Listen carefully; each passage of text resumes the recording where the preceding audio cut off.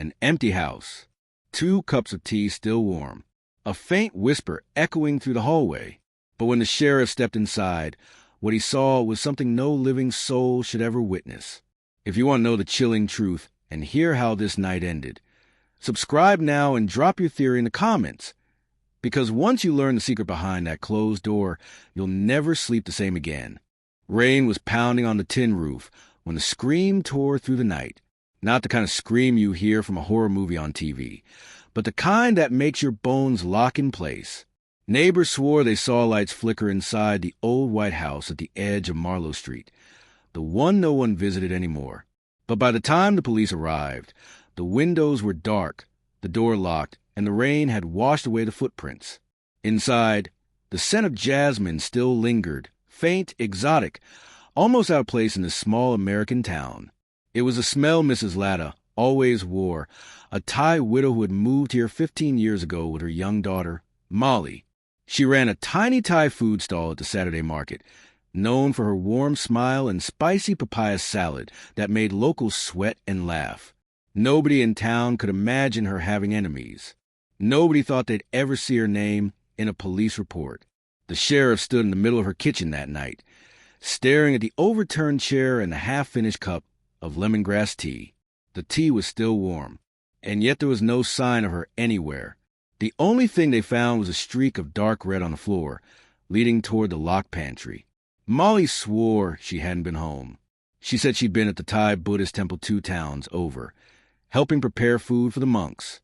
But when they asked her to open the pantry, she froze. Her lips trembled. Her eyes darted toward the corner of the room, like she was looking for someone who wasn't there. The sheriff turned the knob. It was stuck. Something heavy pressed against it from the other side. When it finally gave way, the door creaked open and the light from the kitchen spilled inside. A photograph lay face down on the floor. He bent down, picked it up, and turned it over. It was a picture of Mrs. Latta, smiling, standing between 2 men no one in town had ever seen before. One of them wore a black suit, the other a plain white shirt, and in the corner of the image, almost hidden in shadow, was a hand clutching a knife. Molly's breathing quickened. Her voice was barely a whisper. They told me if I ever spoke about them, they'd come back for me too. Before the sheriff could press her further, the front door rattled violently. Someone was outside, pounding. Not knocking, pounding. And then the jasmine scent grew stronger. The pounding grew faster, harder, until the old wooden frame shuddered with each hit. The sheriff's hand went to his holster, his eyes locked on the door. Molly backed toward the kitchen counter, her hands trembling so badly the bracelets on her wrists jingled in the silence between each thud. Rainwater dripped from the ceiling above the entryway, pattering onto the worn welcome mat. The scent of jasmine was now so thick it seemed to cling to the walls, curling into every corner of the room. It wasn't just perfume anymore. It felt alive, pressing in on them. "Who is it, Molly?" the sheriff demanded, his voice low but urgent. She shook her head, tears streaming down her cheeks. "They don't knock," she whispered. "They just take." The pounding stopped. A long, heavy silence settled over the house. Then, from the other side of the door, a man's voice spoke, soft, calm, almost gentle. "Child, open the door. Your mother misses you." The sheriff stepped forward, his boots creaking against the floorboards, every muscle in his body tense. When he reached for the doorknob, Molly let out a sudden cry, a sharp, desperate sound, and lunged to stop him. Her grip was surprisingly strong, nails digging into his arm. "You don't understand," she pleaded. "If you open it, you won't come back either." Something scraped against the door from the outside, like metal dragging across wood. Then came the faint chime of bells, not church bells, but the kind hung in tied doorways to ward off spirits. Only these bells didn't sound like protection. They sounded like a warning. The sheriff's pulse pounded in his ears, drowning out the rain. The metallic scrape continued, slow and deliberate, as if whoever was out there wanted him to hear every second of it. Molly's nails dug deeper into his arm, her voice breaking. "They're not here for me, they're here for you now." His eyes flicked toward the pantry, where the strange photograph still lay on the floor. Something about the shadowed figure in the image seemed to shift in his mind, as if he'd seen that hand before, maybe in a case file from years ago. But before he could place it, a cold draft slipped under the door, chilling the back of his neck. The scent of jasmine surged again, thicker, almost suffocating, wrapping around like invisible fingers. Molly's breaths came in short, panicked bursts, and she clutched a small amulet hanging from her neck, a tiny golden Buddha worn smooth from years of touch. She began whispering in Thai, her voice trembling, like she was trying to keep something at bay. The sheriff glanced at her. "What are you saying?" She didn't answer. Her eyes were locked on the door. Then, in a tone that didn't sound like her own, she said, "They're already inside." A floorboard creaked behind them, not from the porch, from the hallway. The sheriff spun toward the sound, his hand tightening on his weapon. The hallway was dark, but in the faint glow from the kitchen light, he saw a figure at the far end, tall, still, and watching. The air grew heavy, the scent of jasmine now so overpowering it felt like it was being pushed into his lungs. The figure took one slow step forward, and another. The sheriff raised his gun, his voice sharp. "Stop right there." The figure didn't. Its movements were slow, deliberate, each step making the old floor groan under its weight. The light caught its face the first time, but it wasn't a face at all. It was covered by a smooth, pale mask with no mouth, only two black, hollow eye holes. Molly gasped and stumbled backward, clutching the edge of the counter. Her whispers in Thai grew faster, more frantic, as if she were racing against something neither of them could see. The sheriff's finger hovered on the trigger, but his hands felt heavy, like the air around them was thickening. The masked figure stopped just short of the kitchen threshold. It tilted its head ever so slightly, as if studying them. Then it reached into its jacket and pulled something out, a small, folded piece of paper. Without a word, it set the paper gently on the floor and slid it toward them. The sheriff's eyes never left the mask as he crouched to pick it up. When he unfolded it, he saw another photograph. This one was of him, standing in front of his own house, taken sometime in the last 24 hours. A faint ringing started in his ears, like the sound of those bells at the door. Only now, they were coming from somewhere behind him. He turned. The front door was wide open. Cold rain spilled into the doorway, pooling on the warped floorboards. The wind pushed the curtains inward, their wet fabric slapping softly against the wall. But there was no one outside, just the empty street, glistening under the yellow glow of the lamppost. The sheriff stepped forward, gun still raised, his boots splashing through the rainwater. Something about the silence out there felt wrong. Not the peaceful kind, but the kind that comes before something breaks. Molly's voice trembled from behind him. "You shouldn't turn your back on them." He glanced over his shoulder. The masked figure was gone. The kitchen stood empty, the photograph lying where he dropped it. His pulse spiked, and he moved quickly back inside, scanning every corner. "Molly," he called, his voice low. No answer. The amulet she'd been holding a moment ago now lay on the kitchen counter. The chain snapped clean in two. The faint chime of bells sounded again, this time from deeper inside the house. Down the dark hallway. The same hallway where the masked figure had stood. The sheriff's hand tightened on his gun as he took a cautious step forward. The jasmine scent rolled toward him again, heavy, sweet, almost cloying. With each step, the walls seemed narrower, the shadows thicker. From far into the hall, a door creaked open by itself, and a woman's voice drifted out, soft, warm, unmistakable. "Come in, Sheriff. I've made you tea." The sheriff froze, every instinct screaming at him to turn back. The voice was calm, inviting, but it didn't belong in this house anymore. He had heard that same tone at the Saturday market, paired with a smile and the clink of teacups. Mrs. Latta. But Mrs. Latta was gone. Rain tapped against the windows, a soft counterpoint to the steady beat of his heart. He edged toward the open door, the beam from the hallway light stretching into the room beyond. The scent of jasmine was strongest here, so thick it almost made him dizzy. Inside, a single table stood in the center of the room. On it, 2 cups of tea steamed gently, their porcelain painted with tiny gold lotus flowers. Across from the empty chair sat Mrs. Latta. Her hair was neat, her clothes pressed, her smile exactly as the town remembered. But her eyes were dark, endless, like staring into a well with no bottom. She lifted her cup slowly, never breaking eye contact. "You've been looking for me," she said softly. "Now you found me." The sheriff's mouth went dry. He raised his gun, though his hands shook. "You need to tell me what happened here," he said. She set her cup down with a gentle clink, tilting her head. "What happened here?" She leaned forward slightly. "Sheriff, it's what's going to happen that should worry you." Behind him, the door shut on its own. The bells chimed once. And somewhere in the shadows behind Mrs. Latta, a second mask appeared. The sheriff's grip tightened on his gun, but his arms felt heavy, as though the air itself was weighing him down. The second mask hovered in the dark, tall and still, its hollow eyes fixed on him. A faint metallic scrape echoed from somewhere in the shadows, the same sound he'd heard at the door earlier. Mrs. Latta's smile didn't falter. "They don't come for strangers," she said, her voice low, steady. "They come for those who've already opened the door." The sheriff's mind raced, the pounding, the open doorway, the photograph on the floor. He had let something in. The masked figure stepped forward, the dim light catching its white, featureless surface. It held something in its gloved hand, a thin strand of silver chain, the broken chain from Molly's amulet. The sheriff's stomach turned cold.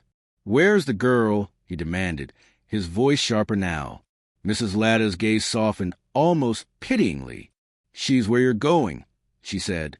The bells chimed again, this time louder, closer, right beside his ear. The sheriff spun toward the sound, but no one was there. When he turned back, the chair across from Mrs. Latta was no longer empty. Molly sat there. Her eyes were open, unblinking, and in her lap she clutched a photograph. The sheriff could just make out the image, him sitting in that same chair. His breath caught, the room suddenly feeling smaller, tighter, as if the walls themselves were leaning inward. The photograph in Molly's hands trembled slightly, though her face stayed blank, her pupils fixed on him without recognition. Rain battered harder against the windows, but the sound seemed muffled now, distant, like it was coming from somewhere far away. The sheriff took a step closer, his boots whispering against the wooden floor. "Molly," he said carefully, his voice softer now. "You're safe. I'm here." She didn't blink. Her fingers released the photograph, letting it fall to the table. When it landed, the sheriff saw it more clearly. It was him in the chair, his eyes closed, a faint smile on his face. And just over his shoulder, in the image, two masked figures stood, one hand resting lightly on each of his shoulders. The scent of jasmine thickened until it burned in his throat. He coughed, his vision blurring at the edges. Mrs. Latta reached for the teapot, her movements unhurried. "You should drink before it gets cold," she murmured. The sheriff blinked, and for just an instant, he wasn't standing anymore. He was sitting at the table. The steam from the cup rose toward his face, curling in the air like invisible hands. The masked figure stepped to his side, placing the broken amulet chain gently on the table in front of him. The bells chimed once more, long, drawn, and final. From somewhere behind him, a third voice spoke, low and unfamiliar. "Now you're one of us." The sheriff's pulse thudded in his ears, but his limbs felt leaden, unresponsive, as if the chair itself had grown roots around him. The tea's steam coiled upward, twisting into faint shapes, a hand, a mask, a door, before dissolving into the heavy air. Across the table, Mrs. Latta watched him with a calm that was almost tender.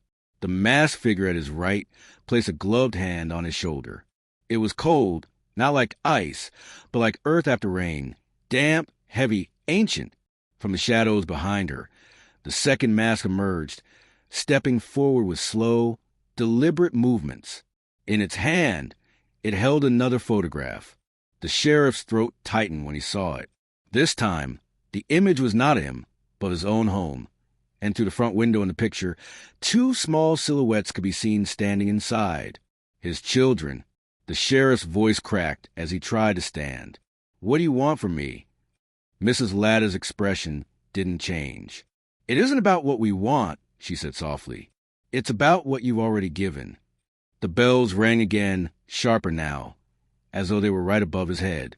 The jasmine scent surged so powerfully that his eyes watered, blurring the room into shadows and white masks.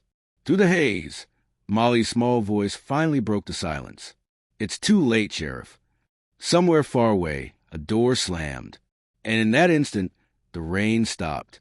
The sudden silence was deafening, pressing against his ears like a heavy weight. No rain, no wind, just a slow, deliberate sound of breathing. Not his own. The sheriff's eyes darted to corners of the room, but the shadows seemed thicker now, almost pulsing. Shapes moved within them, tall, narrow, and impossibly still until they weren't. The masks caught the faint light as they shifted, watching, closing in. Molly's gaze never left him, her voice steady now, stripped of the fear it once held. "They've been waiting a long time for you." Mrs. Latta poured the tea, the liquid dark and almost black as it filled his cup. The steam curled upward again, and in it he swore he saw the outline of his own face, eyes closed, lips still. The masked figure behind him pressed down on his shoulder, and the weight felt like it could crush him into the chair. From the shadows, another figure emerged. This one was smaller, head slightly tilted, holding something that caught the light. A key. It set the key gently on the table in front of him. "This is how you leave," Mrs. Latta said, her voice soft but certain. "But not the way you think." The bells chimed once more. The room seemed to lean inward, the air pressing against his chest. Somewhere deep in the shadows, a door began to open, slowly, silently, revealing nothing but pure, impenetrable darkness beyond. The darkness beyond the door didn't feel empty. It felt aware, alive, like it was leaning forward to meet him. The sheriff's breath quickened, his chest tightening under the oppressive stillness. The key on the table gleamed faintly, as if lit from within. The metal warmed to the touch when his trembling fingers brushed against it. The masked figure stepped aside in perfect unison, clearing a narrow path toward that open void. Molly's voice broke through the silence, calm and steady. "If you take it, you can leave this place." Her eyes flicked toward the door, then back to him. "But you can't come back." Mrs. Latta's smile returned, faint but knowing. "You'll be free from here, but something else will take your place." The sheriff's grip tightened on the key. The scent of jasmine surged again, dizzying, wrapping around him until it was all he could smell. The figures in the shadows seemed to draw closer, though none of them moved. He looked at Molly. "Who?" he asked, his voice barely more than a whisper. Her lips parted, and she exhaled slowly, as if the answer itself carried weight. "Someone you love," she said, from the darkness. Something moved not toward him, but out of the door. A small hand emerged first, pale and shaking. Then a face. It was his daughter. His heart stopped, a cold shock spreading through his chest. She stood barefoot in the doorway, her hair wet and clinging to her cheeks, her wide eyes glistening with confusion. "Daddy?" she whispered, her voice trembling. The sheriff pushed up from the chair, but the masked hand on his shoulder pressed him back down with effortless strength. His daughter stepped forward, and for the briefest second, he thought she was real, until the jasmine scent rolled off her like a living thing. Her pupils were dark, bottomless, just like Mrs. Latta's. Molly's expression didn't change. "She's already touched the door," she said softly. "She belongs here now." The sheriff's fingers tightened painfully around the key, his knuckles white. The figures in the shadows began to sway slowly, side to side, the bells chiming in time with their movements. The sound grew louder, sharper, as if it were coming from inside his own skull. His daughter took another step toward him, her small hand reaching out. "You can still save her," Mrs. Latta said, "but you know the cost." The sheriff's breath came fast and shallow. The open door yawned wider, the darkness inside shifting like something alive was waiting, eager. The key in his hand burned hot now, searing his palm. From a corner of the room, the second mask leaned forward and spoke for the first time, a voice deep, resonant, and inescapable. "Choose." The sheriff's mind was a storm, every thought crashing against the other, but the voices in the room were steady, patient, like predators waiting for prey to weaken. His daughter's small hand hovered inches from his, trembling. The key throbbed in his palm like a living thing, urging him toward the door. Molly's gaze was fixed on him, her voice quiet but unyielding. If you step through, she will stay. If you give the key to her, you will stay. The masked figures closed in a little more, their movements synchronized, slow, deliberate. The bells chimed again, but this time the sound was warped, bending in his ears like it was underwater. The jasmine scent thickened until it was almost impossible to breathe. Mrs. Latta leaned forward, her face just inches from his. "You've already opened the door once," she murmured. "You can't undo that. You can only decide who walks through." The sheriff's vision swam as the room seemed to tilt toward the darkness. His daughter's voice cracked. "Daddy, please." The weight on his shoulder grew heavier, forcing him halfway into the seat. The masked figure's grip was like iron, unshakable. His knuckles whitened around the key, his pulse thundering in his ears. And then, from deep within the darkness of the open door, another voice emerged, faint, familiar, and broken. It was his wife, calling his name. His head snapped toward the door, the sound of her voice cutting through the oppressive haze like a blade. It was soft, hoarse, but unmistakable. The same voice that used to call him in from the porch at sunset. The voice he thought he'd never hear again. "John, help me." The darkness seemed to pulse with her words, drawing him toward it, promising answers. His daughter's hand still hovered in front of him, trembling, her eyes wide with fear. But now, behind that fear, there was something else, recognition. Mrs. Latta's smile deepened, her eyes glinting in the dim light. "They don't all belong here," she said slowly. "But they can." The sheriff's throat felt tight, the key searing his palm with a heat that spread up his arm. The masked figures swaying grew faster, the bells chiming in an almost frantic rhythm, urging him to decide. From the shadows, the second mask placed a second key on the table, smaller, older, its metal worn smooth. "This one takes you both," it said in that deep, inhuman voice. "But only if someone else takes your place." The sheriff's breath quickened. His eyes darted between his daughter, the door, and the two keys glinting in the low light. The jasmine scent coiled around his head, dizzying, intoxicating, like it wanted to push him toward the wrong choice. His wife's voice came again from the darkness, louder now, almost desperate. "John, please." And then another voice joined hers, a man's voice, laughing. The laughter was low at first, rolling out from the darkness like distant thunder, but it grew sharper, closer, until it seemed to curl around his ears. It didn't belong to anyone he knew, not in this life, anyway. It was the kind of laugh that carried weight, like the owner had been here far longer than anyone else. His daughter flinched at the sound, her small fingers retreating slightly, but her eyes stayed locked on his. The masked figures froze mid-sway, their heads turning in perfect unison toward the door. Even Mrs. Latta's smile faded, her gaze flicking into the blackness as if she, too, was unsure what had just stepped forward. From the open void, a shape began to form, not stepping out, rising out, like smoke thickening into something solid. Two pale hands gripped the edge of the doorway, long fingers curling over the wood. The laughter stopped abruptly, replaced by a low, steady breathing that filled every inch of the room. The sheriff's wife's voice came again, but now it sounded wrong. It was still hers, but hollow, stretched, like it was being pulled from somewhere far away. "John, I need you."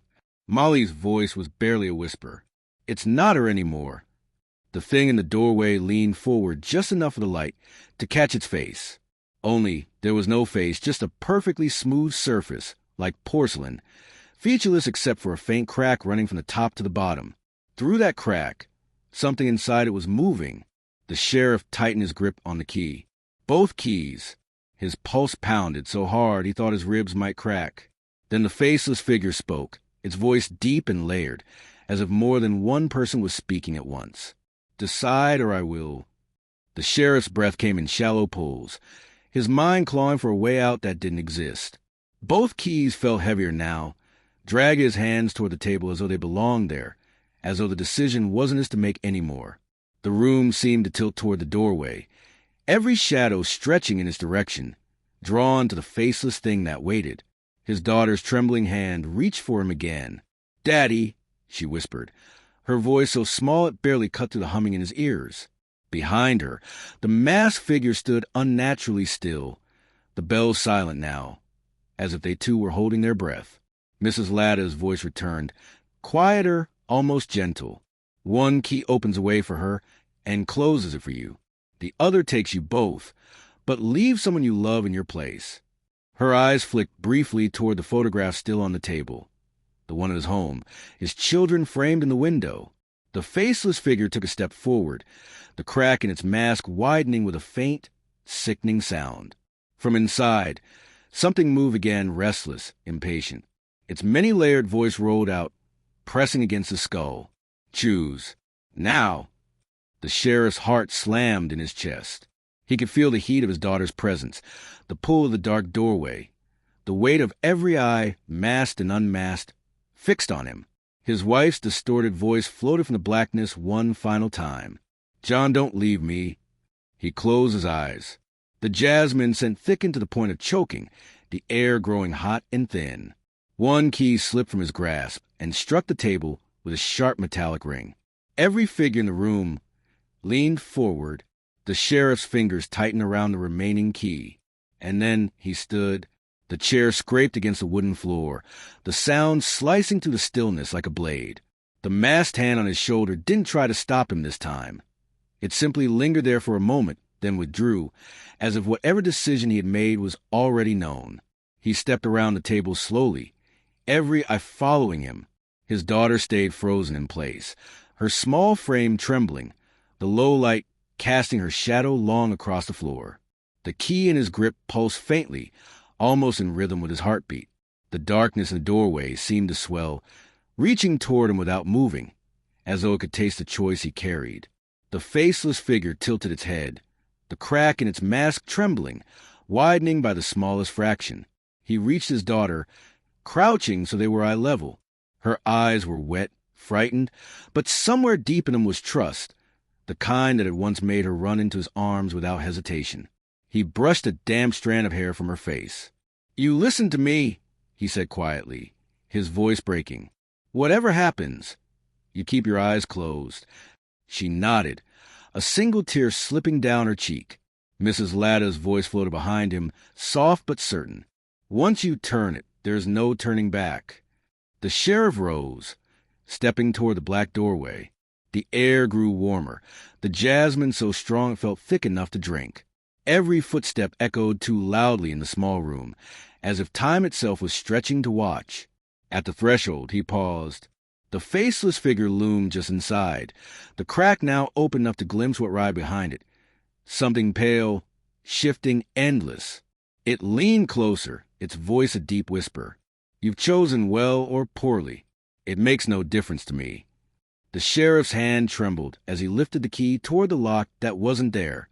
The moment the metal touched the air before him, it caught, as though it found an invisible gate. A deep vibration rolled the floor, the walls, his bones. Behind him, his daughter's voice came one last time, small and uncertain. "Daddy, are you coming with me?" He closed his eyes. The vibration in the air deepened, rising into a low hum that seemed to come from inside his chest. The key turned easily now, as if it had been waiting for his hand all along. The black doorway shifted, widening until it swallowed the frame completely. Inside, the darkness moved like water, rippling outward, and with each ripple came fragments of sound, laughter, whispers, the faint clink of teacups. Somewhere in that tide, his wife's voice called again, but it no longer sounded desperate. It sounded patient, inviting. The sheriff opened his eyes and looked back once. His daughter stood with her eyes closed, exactly as he told her, the soft tremor in her shoulders the only sign of her fear. Mrs. Latta watched from the table, hands folded neatly, the faintest smile on her lips. Molly's gaze was fixed on him, though her expression was unreadable. The masked figures parted, creating a clear path behind her toward the front door. It was open now, rain falling softly outside, washing the street in silver. She could leave, if he stayed. The sheriff took one step backward toward the darkness, the air cooling instantly behind him. He slipped the key into his pocket. Then, with a steady breath, he whispered, "Go." His daughter turned, running toward the open door. The masked figures did not move to stop her.